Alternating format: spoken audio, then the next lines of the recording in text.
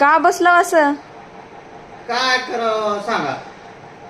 रात्री बेरात्री मेसेज आला की नाही, रात्रभर बघणं चालू आहे बायाचं.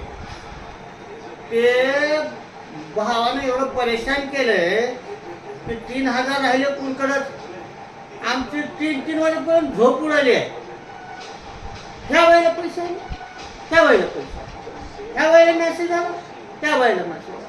मला कसा मेसेज आला? वैताग दिलाय. भावाची बहीण आणि मेहुण्याला त्रास, असं काम झालंय. पटकन ते पैसे टाकून मोकळं होईना गव्हर्नमेंट. काय सांगा. रात्री 12 वाजता मॅसेज चालू बघणं. मॅसेज आलाय का?